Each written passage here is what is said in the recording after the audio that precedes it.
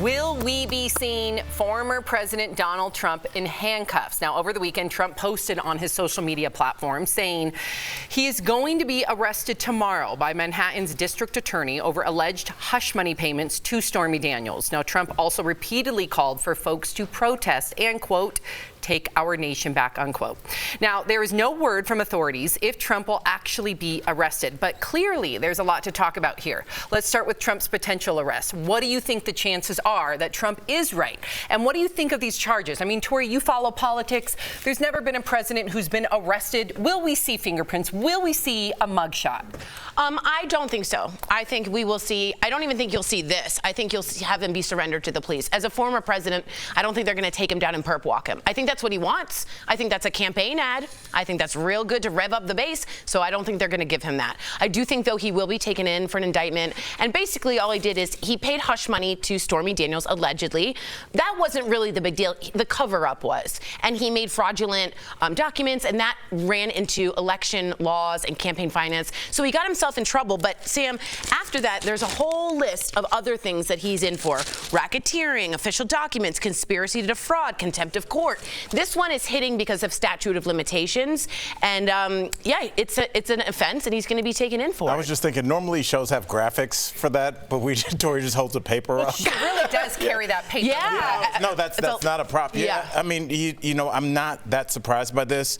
You know, when you start to talk about the people that you want to take down that are almost bigger than life, they took down Al Capone with his taxes, exactly. Tax evasion. You don't get him for murder. You don't get him for extortion. You get them for the little things, the legal things. So this isn't that shocking. And as it goes, Sam, in terms of his supporters, and you talking about revving that base, I think they did that. I think they did that on January 6th. They revved that car up and they saw what it could do, but so did the people in that car. And all the people that were at January 6th are still suffering for that, Erica. They lost their jobs, they lost their family, lost their freedom.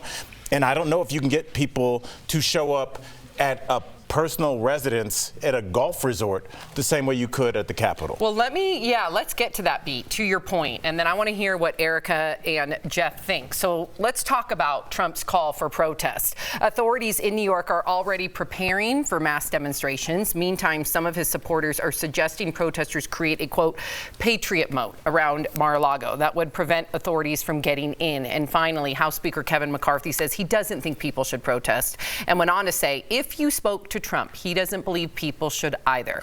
So what do you think of this? Are you worried about the protests, Jeff? I'm not. I don't, to Al's point, I think people are over the circus, right? There's always going to be a certain percentage of crazy people that do anything anyone tells them. I don't think it's going to be the January 6th turnout. I don't think it went the way anyone was expecting it to. I don't know what they were expecting. But we know as a country, I think, like, that's wrong. You don't attack our Capitol. And now anything that he's aligning with these people, first of all, it's Tuesday. Don't you have a job? What are you doing? You're going to go stand arm in arm and make a moat? You're insane. You're an insane person. So there will be people there. It will be a circus, and there will be a media circus covering this, right? Because there's a crazy percentage amount of people on social media. There's a crazy percentage of people in real life, right? So this will be a thing, but I don't think it's going to be anywhere near January 6th. I'm going to be surprised either way. I'm going to be surprised if there's enough mows in the moats to make it. Mows in the moats. Well, like, I love that. Like I'll be surprised with that. I'll be surprised if there aren't. I'm going to be surprised either way. Like, it's just I can't predict these things. Who is actually predicting these things? Like, we are trying to make sense out of absolute nonsense when it really comes to how many people could potentially show up. And I wouldn't be surprised if thousands of people came. And I wouldn't be surprised if 5 people came. I'll tell you who won't be surprised, Tori, don't lose your train of thought, is the police. Now, for whatever reason, they were, it was a skeleton crew working on the 6th, which was very strange. Yeah. We never got the answer to that. How'd that happen?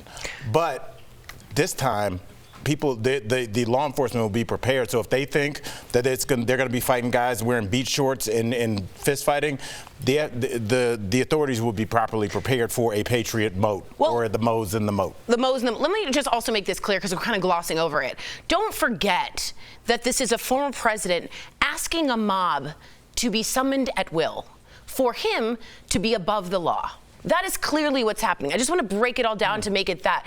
This is a man saying, I'm above the law. This is prosecutorial misconduct. He broke a law. He should be indicted and charged. He's asking for a mob to literally summon. That's what dictators do. That's what authoritarians do. That's not what democratic former presidents do. So I want to see him arrested. I'm just letting you know, this is a much bigger deal. We're sort of laughing about it. This man thinks he owns and is bigger than our law enforcement. He wants to dissolve the FBI and the DOJ. That is terrifying, and we should be acknowledging that. Well said. Okay, so I know that a lot of you are wondering about DeSantis and how he is weighing in all of this. So let's see. I believe we have, if we could scroll prompter, Florida Governor Ron DeSantis waited until today to comment. He said he's seen the rumors swirl, but has not seen any facts yet. So he said he doesn't know what's going to happen. He also criticized the Manhattan DA. So was DeSantis, in your opinion, Al, smart to speak out? Do you think he's saying enough? And what do you think about, a lot of people are trying to break down his statement about, well, these aren't facts. Is that a dig at Trump? Well, I don't know if it's a dig at Trump. I think it's just proof positive of what I've always thought, is that politicians don't lead, they follow. And I feel like this is a statement that's going to be a placeholder statement until they see how the Trump supporters react, until they see how it's received by the media. Because if for some reason he's exonerated, there'll be a statement saying, see, I told you the DA was corrupt the whole time and we need to fight against this. And if Trump goes down, he's like, there goes one opponent.